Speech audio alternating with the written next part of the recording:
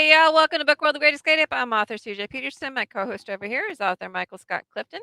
Today we have a wonderful guest down below. Wendy Jones is joining us, and we'll be talking to her in just a few minutes. Before then, Mike, how is your week gone?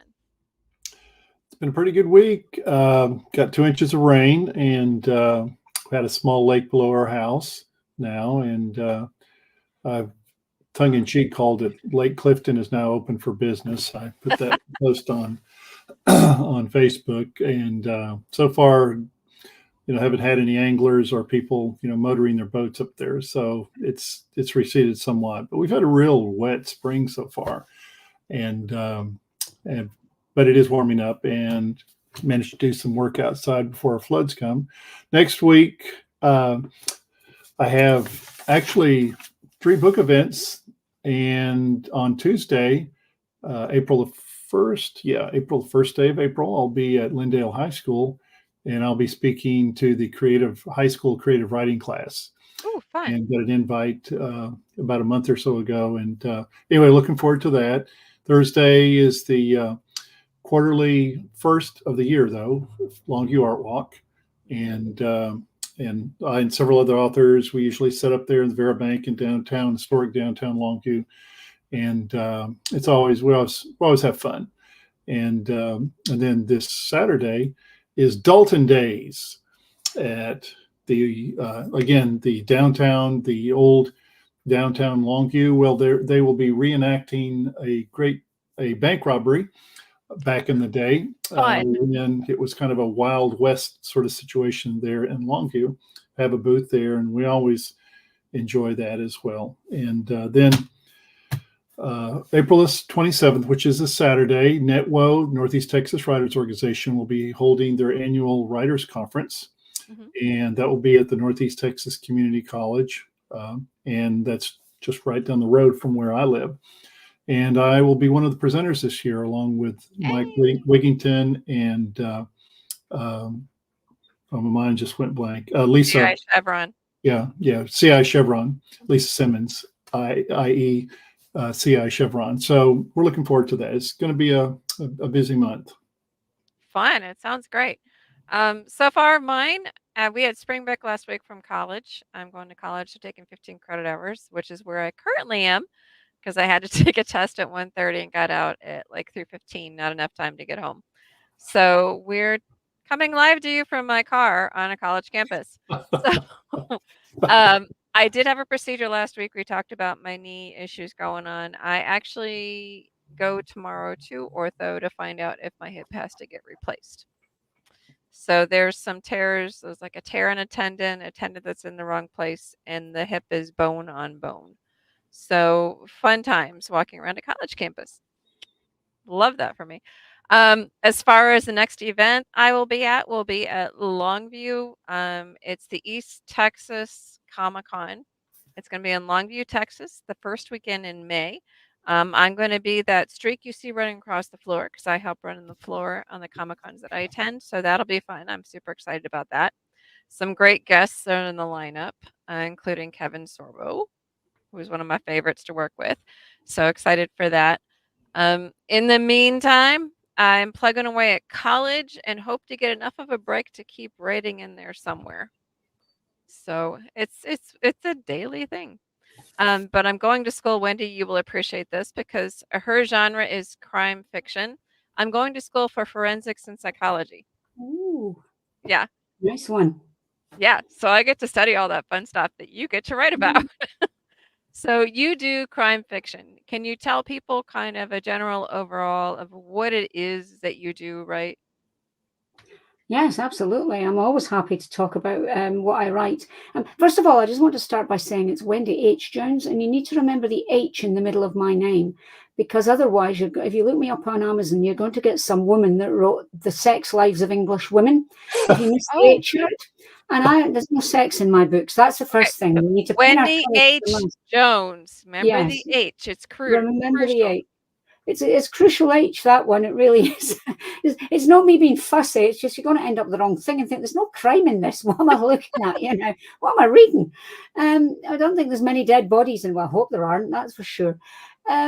Anyway, I started off writing crime fiction, and my books are gritty crime fiction, crime thrillers.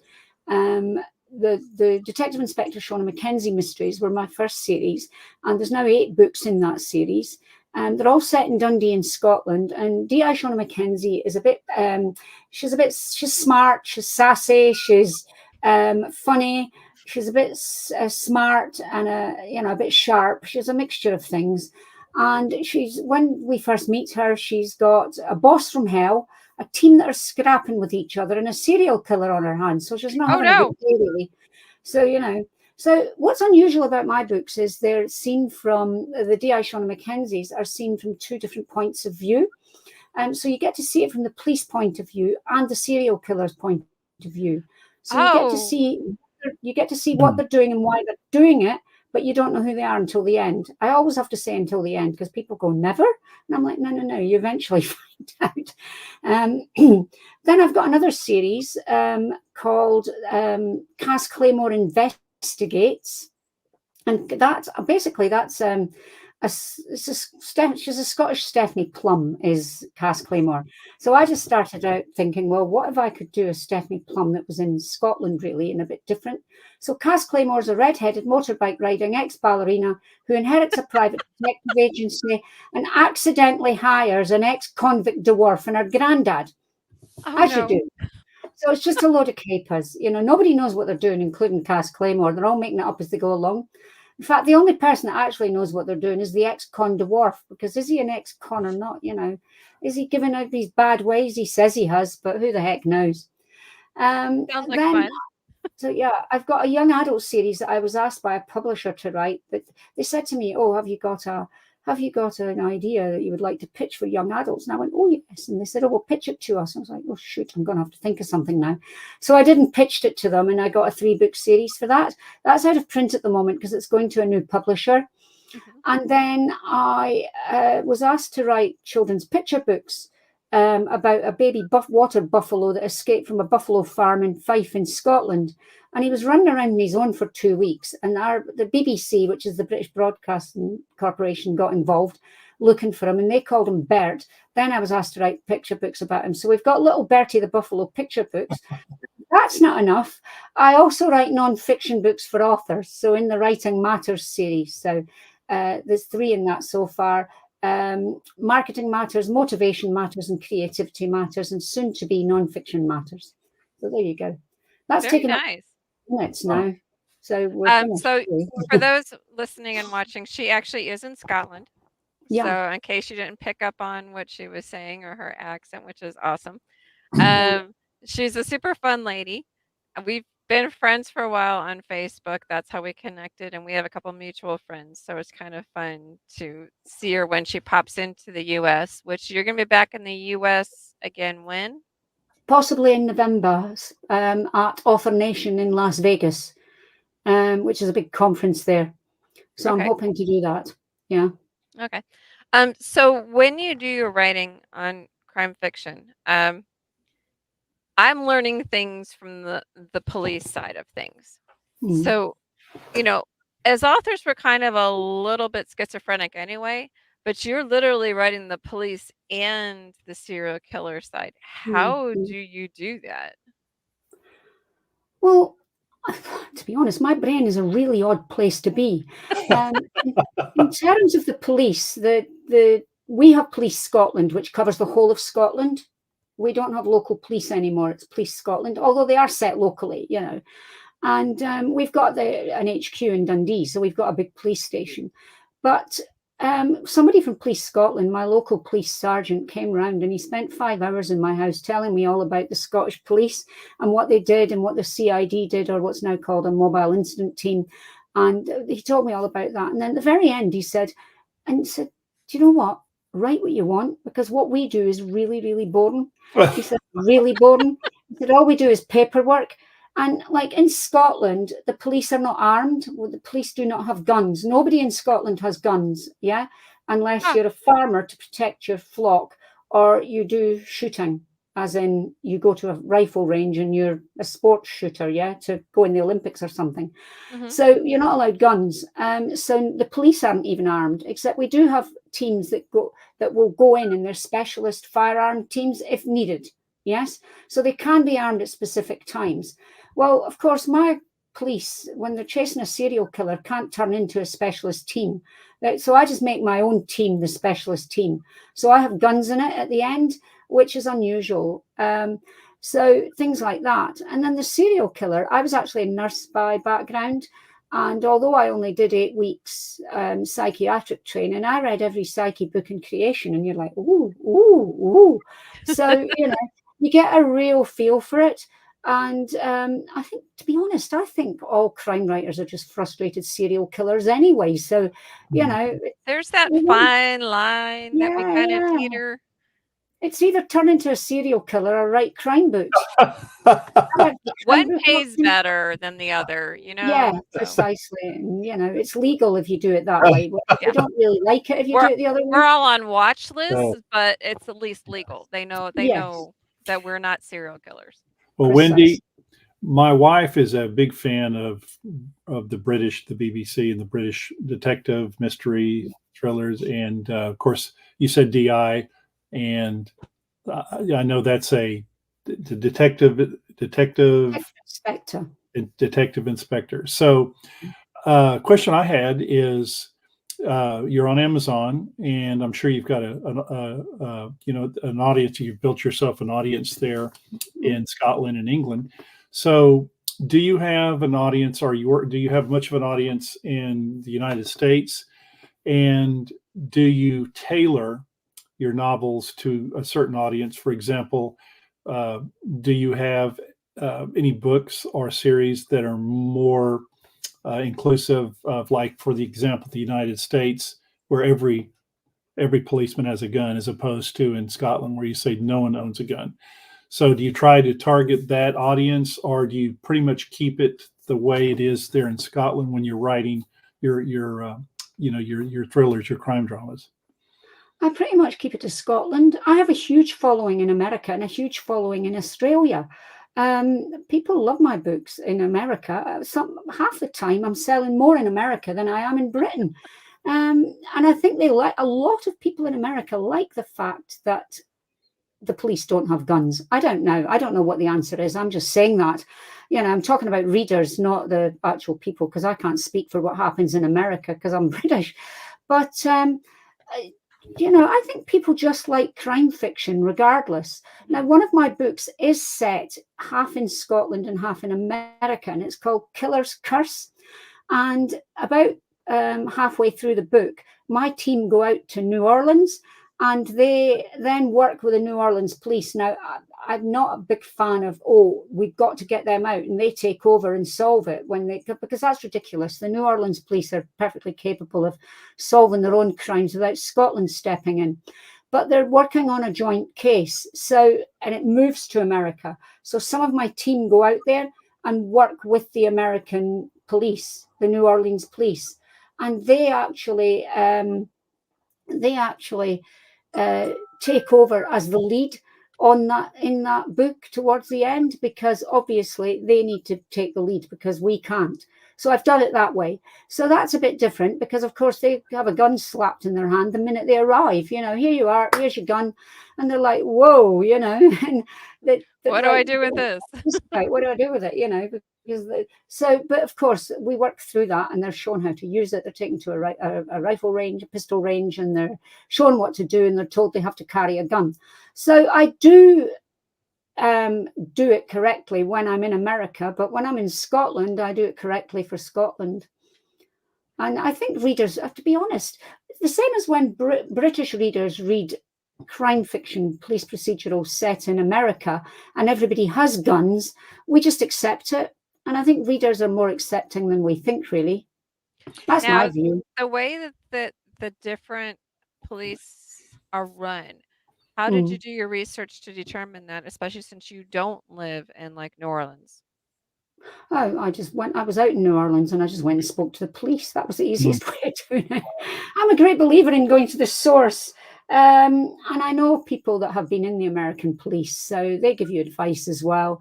Um, they were. I knew the breakdown of who it was, and of course, good old Google will help you as well in terms of the rank structure in specific places. The biggest thing I had to get my head around, because we literally have Police Scotland. That's it. We have one police force for the whole of Scotland. In America, honest to goodness, I went to where was it? I was Washington D.C. And every time I turned the corner, it was a different type of police. You Hmm. had the sheriff, you had the the White House police, you had the Capitol police, you had the. I'm like, so I spoke to them all and said, "What do you do?" Getting your head around that is quite hard. I was like, how And do you figure out whose jurisdiction this is? precisely. I was like, but they were all lovely and everybody's willing to talk, and that's what I find, that people are happy to talk about what they do. And as long as you're respectful and ask questions, Although I often wonder when I was speaking to all these police who were actually guarding anything, because they're all chatting to me. Well, I know um, that there's on Facebook as a writer, if you're good, you can find them. There are certain groups where there's law enforcement from all over the world. So, like, we can go in as writers and ask them questions. We just have yeah, to establish where it is, when it is, and what it is exactly we're looking for. yeah, yeah. And they're happy to help. You just got to find them. Mm. So Yeah, how do they're you? great. I'm in one of those. I'm in a fireman's one as well. Hmm. So what was the inspiration for? Because I know CJ and I get asked this a lot too. What was the inspiration for some of the characters in your books? Most of them just come to me, to be honest. I'll come up, we'll say, well, I wanted a female detective. And she was Shona McLeod to start with, until I realized I was at something as a reader, and an author was talking, the wonderful Lynn Anderson, who's an amazing Scottish writer, extremely highly regarded and well known worldwide. I discovered her character was called Rona McLeod, and I thought, well, this all sounds a bit too close, so I changed it to D.I. Shona Mackenzie, because it was, you don't want something too closely. But what I do is I interview my characters, and I interview them. I ask them all 100 questions. The main characters. I don't ask somebody that's just wandering in off piste and appearing. So I ask them 100 questions about themselves, and then you get to know more about them. But the other thing that I find is that characters will just stroll in unbidden. So, for example, in book 2, Killer's Craft, a couple of Russian thugs just stroll into Russian mafia, just stroll into my book without a by your leave and announce that they're there. And I'm like, okay. And they're still there in book 8, getting in the way, and I can't get rid of them. They're still there in book 9. I'm like, when are you pair going to disappear? Nobody asked you to join me. And then in the Cass Claymore books, Quill, who's the ex-con dwarf, his name is Cameron McQuilleran, but he gets called Quill. He's very dapper and very well dressed and charms all the ladies. All the women love him. And he just, honest to goodness, he was not meant to be in the book. He just appeared and he went, "I'm your character." And I went, "No, you're not." And he said, "I am." I said, "Oh, well, you can be somebody." No, no, no, I'm a main character. So he's literally Cass Claymore's sidekick. Yeah. Nobody wanted him there, but he's there, and the women love him. The women in real life love him. They all want to marry him. And I'm like, I didn't even, he just appeared and told me who he was. So I don't know where they come from. They just turn up. Sounds To Well, be like and honest. not a sounds lot like of people understand that aspect of writing Yeah, yeah, because there are planners and there are pantsers. yeah. Us yeah, yeah. pantsers kind of understand it a little bit more than the Yeah. planners do. Mm, Or those who are just readers, like they don't understand the fact that half the time these characters just come in on their own. Yeah, look, I did a mm. thumbs up. They Great, come great. in on their own, and you have no control. Pretty much, you are just there to write. The characters are what's Yeah, guiding your yeah, story. You're just along for the ride. Like for me, whenever I start a story, I never know how it's going to end. The characters mm, just take it and run with it, and there are certain characters that I put in there as minor that are like, "No, no, no, I'm staying. We're here." And they turn yeah. out to be great characters. Yeah, I think the best characters are the ones that turn up like that. I mean, Right. with Chris Claymore herself, what I wanted to do was get somebody that was crazy. So I just sat down and thought, what's the craziest thing I can do here? And I thought, well, I'll have her as an ex-ballerina and running a detective agency because that's unusual.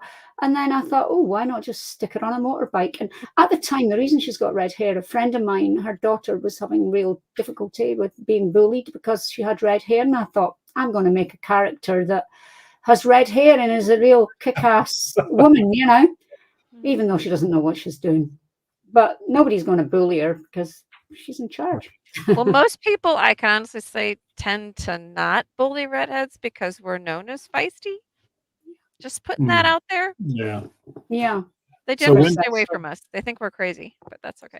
so Wendy, you said you have written several books for authors, one of which I believe you said was about marketing. Yes. Absolutely. So is there a difference to the people who are watching our podcast? Is there a difference in the way you would market a book in Scotland, Ireland, the UK, as opposed to in the United States or Australia or any other country? So is there a big difference, or do you usually use the same format or model? It's absolutely the same model. Books will be sold as books wherever you are. If people are readers, they're readers. If they read your type of book, they read your type of book. Doesn't matter where they live in the world. I've sold books all over the world. I get messages from people going, "Oh, I've just read your book," and they're in Africa or they're in one of the ex-Eastern Bloc countries. They're in Eastern Europe, and you're like, people just like books.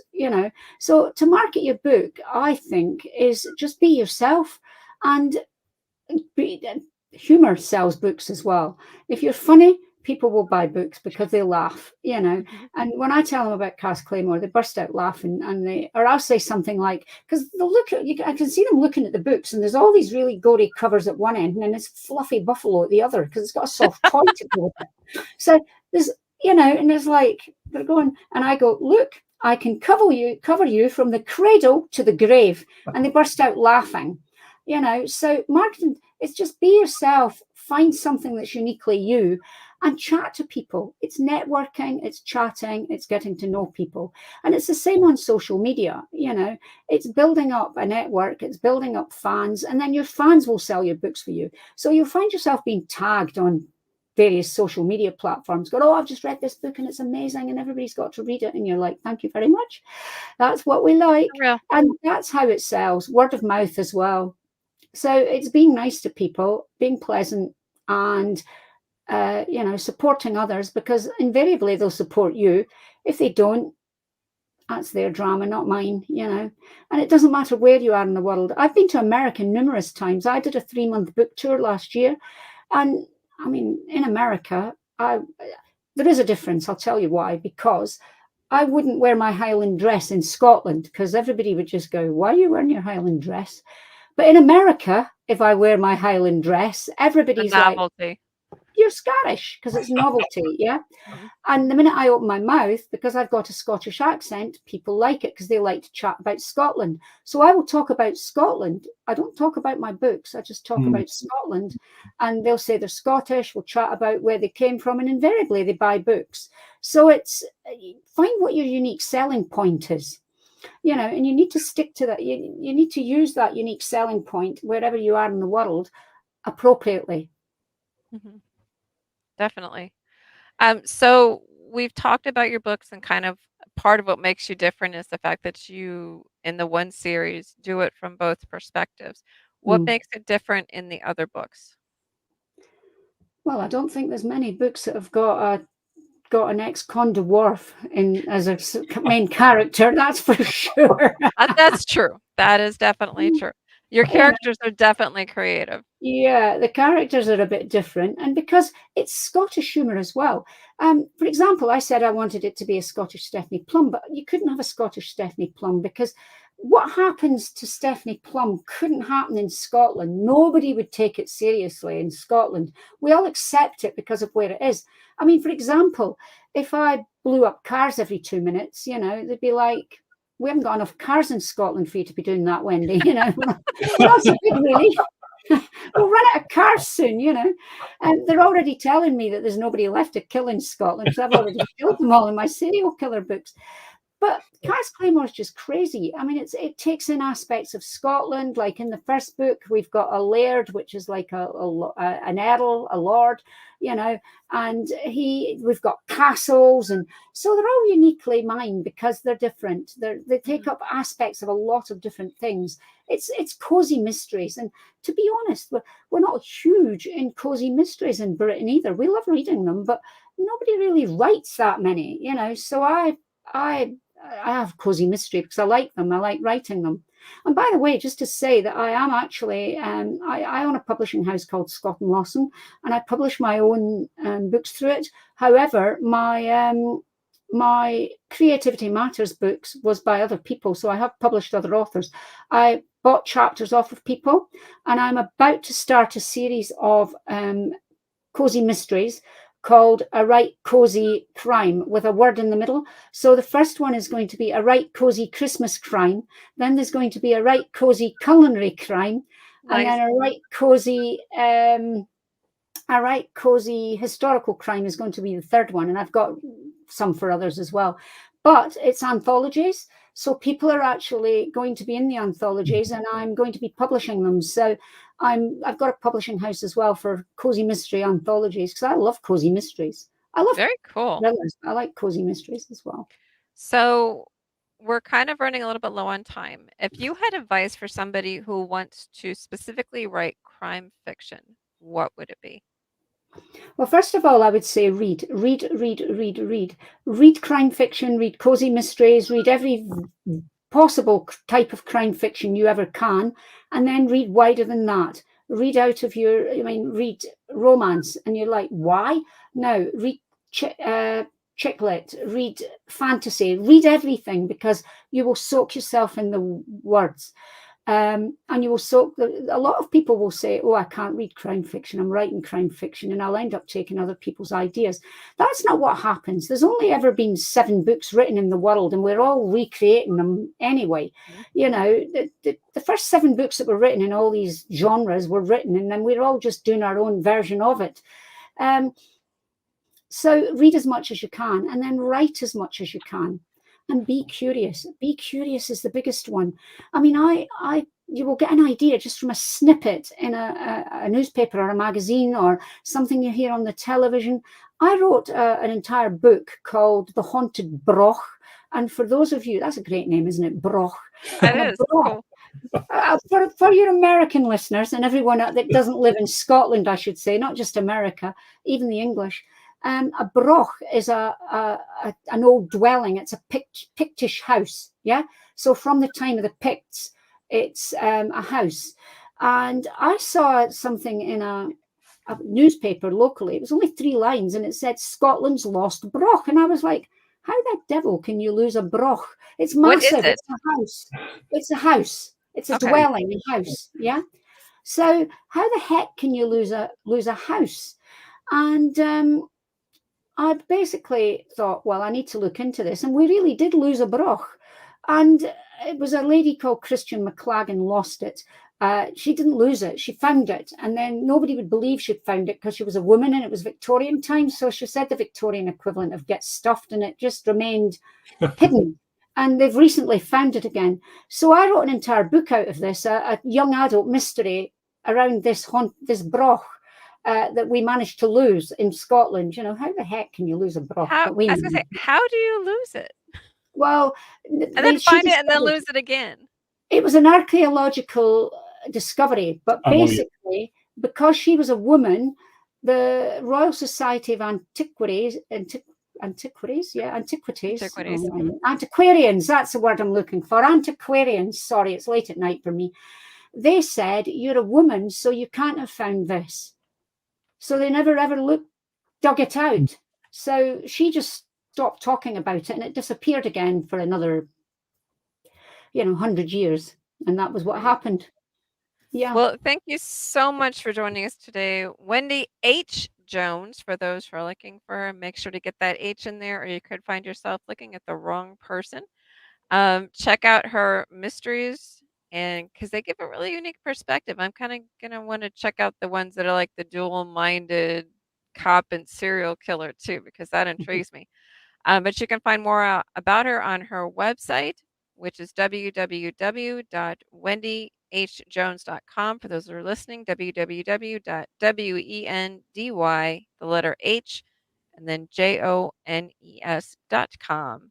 Next week, we're going to be talking to John Newstead from the Longview Book Club. So same time, same place. We're going to have him join us and talk about what he does there and what stuff he brings to the Longview area. So in the meantime, everybody, have a great week. Wendy, thank you so much. You were a Yeah. treat. Thank you. Bye.